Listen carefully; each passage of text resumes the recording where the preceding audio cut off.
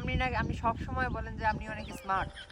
চলেন আজকে আপনার পরীক্ষা হবে, আপনি কতটা স্মার্ট এটা আজকে পরীক্ষা করুন। আচ্ছা ঠিক আছে, যা খুশি জিজ্ঞাসা কর, হারাতে পারবি? আপনাকে যদি আজকে আমি হারাতে পারি তাহলে কিন্তু আজকে আপনাকে আমার 100 টাকা অবশ্যই দিতে হবে। ঠিক আছে, রাজি। আচ্ছা ঠিক আছে, বলুন তো মামা, এমন কোন জিনিস আছে যা মানুষ কাটলে খুশি হয়? এমন কোন জিনিস যা কাটলে মানুষ খুশি হয়? কাঠ? না না না না মামা, আপনি তো অতটা ঠিকভাবে দিতে পারলেন না। তাহলে কি হবে? মাছ? মাছ হবে? না না না না মামা, আপনি তো ভালোভাবে প্রশ্নটার উত্তরটাই দিতে পারছেন না। আজকে আপনি নিশ্চিত হেরে যাবেন। এটাও হলো না, তাহলে কি হতে পারে? মামা এত সহজ একটা প্রশ্ন, যাকে একটা ছোট বাচ্চাকেও ধরলেও বলে দেবে। এটুকু জানেন না, এটা হচ্ছে কেক মামা, কেক। আরে এটা কোনো প্রশ্ন হলো?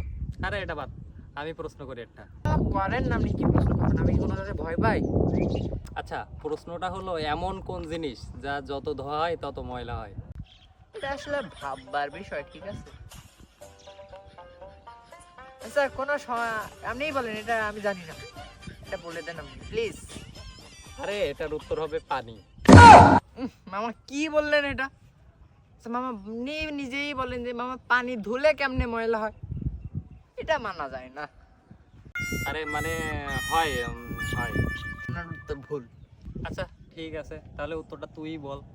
মামা এখানে প্রশ্ন করলেন, এটা তো ইজিলি আমি উত্তরটা দিয়ে দিব। আরে মামা আপনি এটুকুনি জানেন না যে শুধু পানি ময়লা হয় না, ধোয়া পানি ময়লা হয়। আমি বুঝতে পেরেছি, এই জন্য তোর সাথে বাজি ধরা ঠিক না। তাহলে 100 টাকা দেন, আপনি তো হেরেই গেছেন। না, টাকা নি, পরে পরে নিস। দোকানে যাব, দোকানে নিয়ে গিয়ে আপনি আজকে আমাকে একটা চিপস খাওয়াবেন, রাজি? দোকানে যে চিপস খাবি, এটাও তো আবার টাকা খরচ হবে।